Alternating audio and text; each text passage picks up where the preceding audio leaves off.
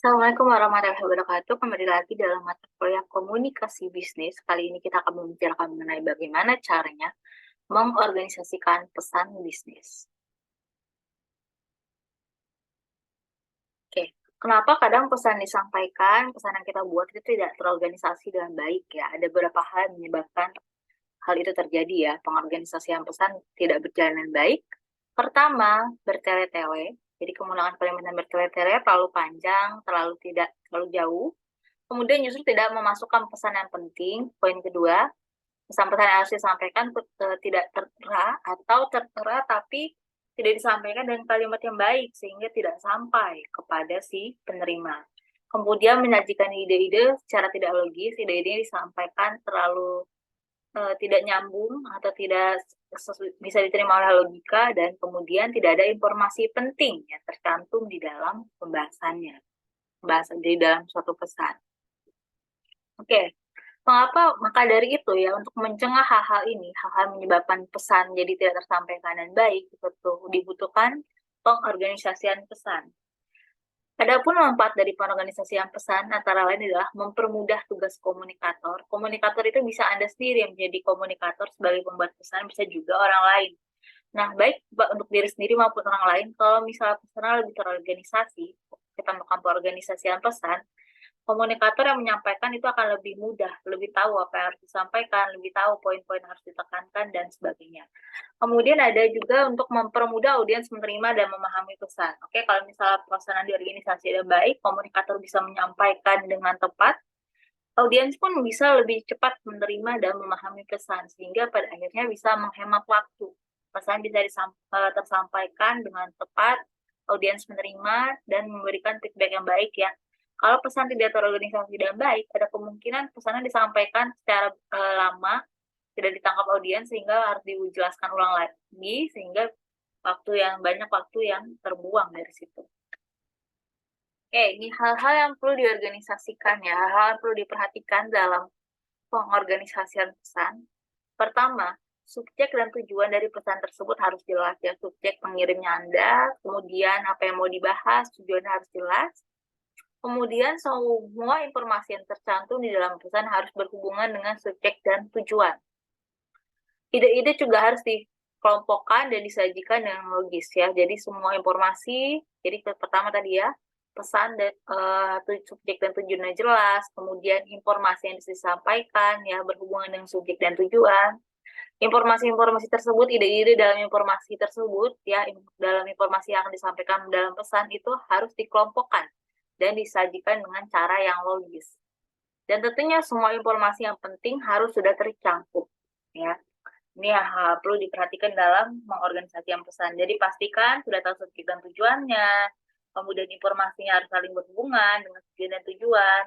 Ide-ide penting dikelompokkan dan disajikan dengan cara yang logis, bukan dengan cara yang tidak bisa diterima oleh kepala, oleh orang lain, ataupun oleh manusia pada umumnya. Kemudian semua informasi penting juga harus sudah tercakup.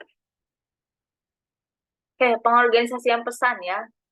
Berbicara mengenai pengorganisasian pesan, tidak akan jauh-jauh berbicara mengenai outline ya. Berbicara mengenai pengorganisasian pesan tidak akan jauh-jauh dari berbicara mengenai outline ya. Outline itu apa sih? Jadi semacam draft kasar ya, draft kasar yang membantu kita untuk menyusun pesan sehingga pesan yang kita susun itu lebih rapih, lebih terorganisir. Dalam mengorganisasikan pesan melalui outline, ada beberapa hal yang perlu dicermati. Pertama, definisikan dan kelompokkan ide-ide. Putuskan ide-ide apa saja yang ingin kita sampaikan, yang bisa membantu kita memecahkan masalah ya, yang harus dipecahkan. Untuk menyusun jangka panjang, itu kan tentu outline ya. Outline-nya sendiri secara garis besar itu terbagi menjadi beberapa poin ya. Pertama, outline-nya itu dimulai dari ide pokok sebagai poin utama yang ingin disampaikan. Kemudian selanjutnya subbab-subbab berikutnya itu harus ada poin-poin pendukung. Untuk mendukung argumentasi kita, untuk mendukung informasi yang kita sampaikan itu harus dilengkapi terakhir dengan ilustrasi sebagai bukti. Ya, itu ya cara menyusun outline secara garis besar. Selain itu, dalam pengorganisasian pesan-pesan, pada saat menyusun outline juga perlu dilakukan penentuan urutan dengan rencana organisasional ya. Di sini Anda mendefinisikan, menggolongkan ide-ide Anda, dan siap untuk memutuskan bagaimana urutan-urutannya. Jadi, karena tadi dengan adanya outline, tentu akan lebih mudah bagi kita untuk menyusun pesan secara runut, ya, sesuai urutan yang berlaku, tidak loncat-loncat. Nah, untuk memutuskan urutan-urutan ini, untuk menentukan urutan-urutan supaya lebih terorganisir, ada dua pendekatan penting yang dilakukan, yaitu pendekatan langsung maupun pendekatan tak langsung. Pendekatan langsung identik dengan pendekatan deduktif atau deductive approach, ya, di mana ide pokok muncul paling awal, kemudian diikuti oleh ide-ide pendukung dan bukti-bukti pendukung, ya.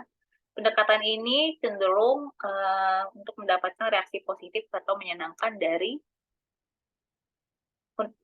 si audiens, ya. Jadi pendekatan ini akan sebaiknya digunakan ketika audiens memberikan reaksi positif atau menyenangkan.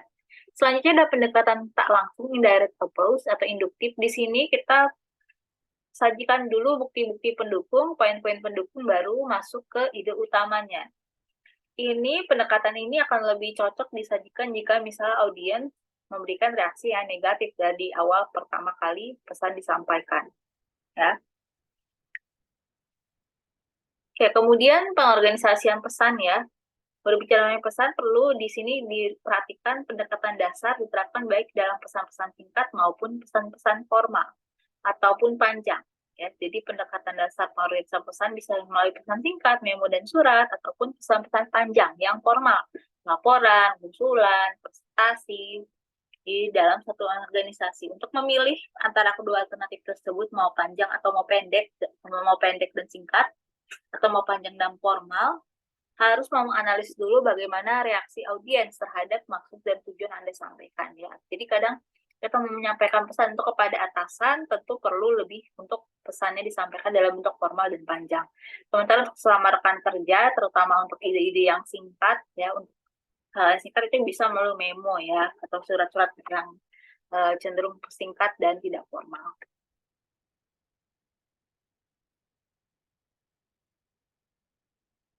Oke, setelah menganalisis kemungkinan reaksi para audiens dalam memilih pendekatan umum, setelah Anda tahu, maka Anda bisa menyampaikan pesan, ya, bisa memberi rencana organisasi yang pesan yang paling cocok.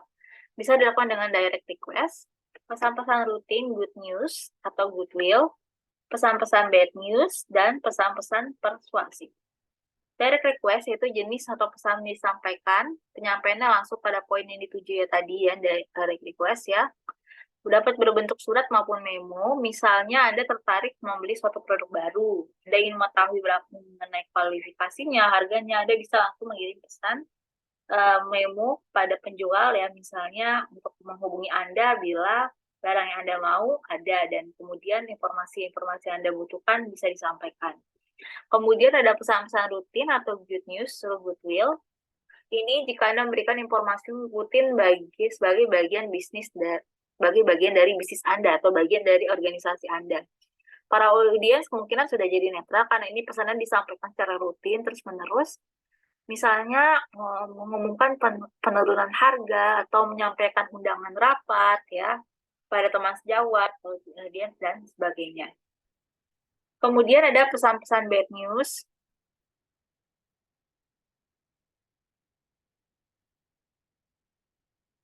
Oke, untuk menyampaikan pesan bad news, ya, di sini bisa disampaikan tadi, ya, seperti dibahas secara tidak langsung. Misalnya bad news, misalnya penolakan yang marah, menolak kredit, perampian karyawan, itu bisa dimulai dengan menyampaikan poin-poin pendukung terlebih dahulu, misalnya maaf, permohonan maaf, kemudian menjelaskan keadaan situasi organisasi, menjelaskan kebutuhan organisasi, baru sampai kepada poin pentingnya, misalnya penolakan lamaran kerja, atau perampian karyawan, dan sebagainya.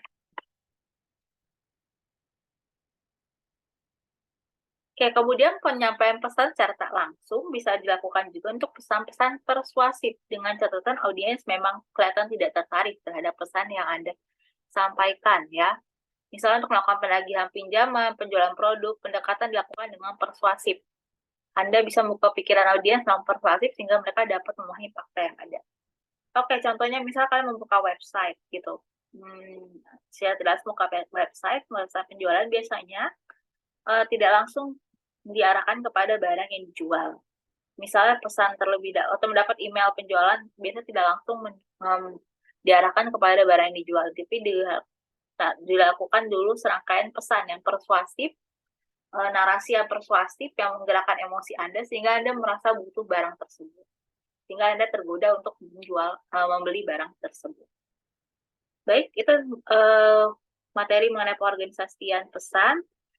Materi selanjutnya kita akan lanjutkan minggu depan. Assalamualaikum warahmatullahi wabarakatuh.